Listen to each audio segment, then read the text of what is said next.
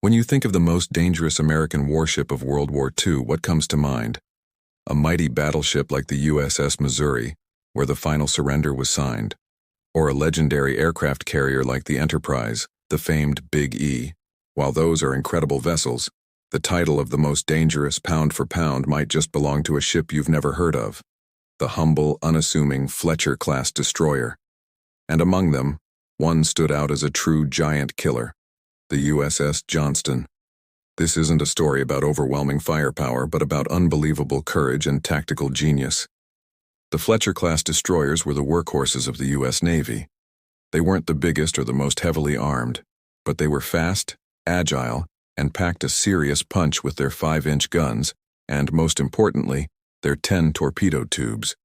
They were designed to be versatile, escorting carriers, hunting submarines, and slugging it out with enemy surface ships. In the vast expanse of the Pacific, these tin cans, as they were affectionately called, were the versatile backbone of the fleet. But a ship is only as good as its crew and its commander. And the story of the USS Johnston is inseparable from its captain, Commander Ernest E. Evans. From the moment he took command, he set a tone of absolute fearlessness. During the ship's commissioning, he told his crew, "This is going to be a fighting ship. I intend to go in harm's way, and anyone who doesn't want to go along had better get off right now." No one did. This promise would be tested in one of the most legendary naval battles in history. October 25, 1944. The battle off Samar, a small vulnerable American task force of escort carriers and destroyers known as Taffy 3, found itself face-to-face with the most powerful surface fleet Japan had left, the Center Force, led by the gargantuan battleship Yamato, the largest battleship ever built. It was a complete mismatch. Taffy 3 was a light screening force designed to support ground invasions, not fight battleships. They were outgunned, outranged, and seemingly doomed. Against 4 battleships, 6 heavy cruisers, and a swarm of destroyers, logic dictated retreat. But Commander Evans and the USS Johnston did the unthinkable.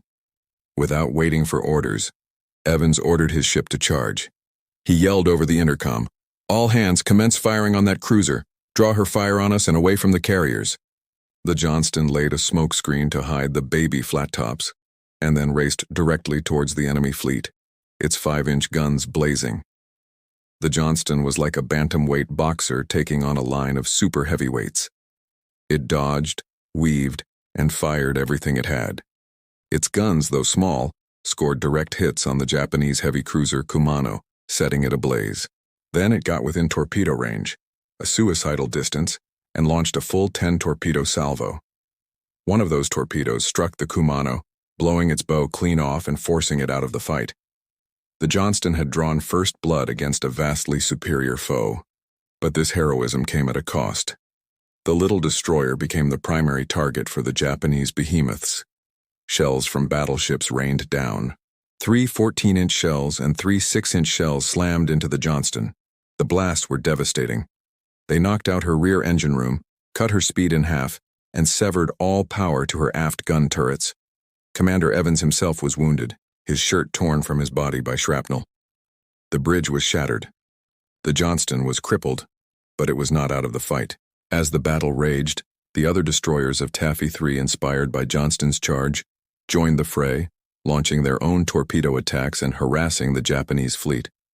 The USS Johnston, limping but defiant, ducked into a rain squall to make emergency repairs. Despite the severe damage and casualties, the crew's spirit was unbroken. When Evans saw the Japanese fleet bearing down on the carrier Gambier Bay, he once again gave an order that defied all odds. "Commence firing on that cruiser. Draw her fire on us." The Johnston emerged from the smoke and rain and engaged a line of 7 Japanese destroyers, disrupting their torpedo attack run on the American carriers. It was a one-ship wrecking crew.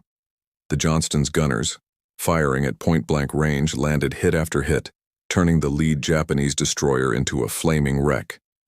They fought like men possessed, knowing every second they stayed in the fight was another second the precious carriers had to survive. For 2.5 hours, the USS Johnston fought.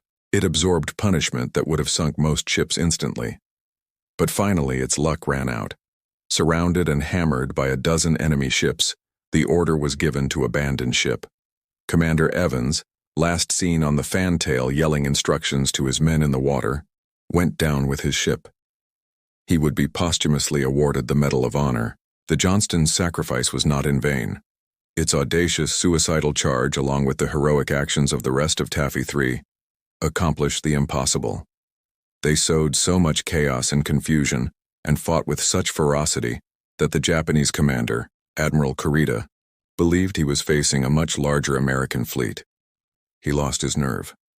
Convinced he was sailing into a trap, he ordered his entire powerful force to turn around and retreat. Taffy 3 had survived, and the landings at Lady Gulf were saved. The USS Johnston was the ultimate dangerous warship not because of its size, but because of its spirit. It proved that in the crucible of combat, courage, audacity, and a willingness to go in harm's way can be more powerful than steel and gunpowder. It was a ship that charged a battle line of battleships and won, changing the course of a major battle through sheer, unadulterated guts.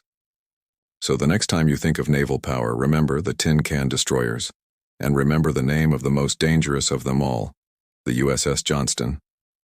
Thank you so much for watching. If you enjoyed this story of incredible heroism, be sure to hit that like button, subscribe for more content, and let us know in the comments what piece of military history you'd like to see us cover next. We'll see you in the next video.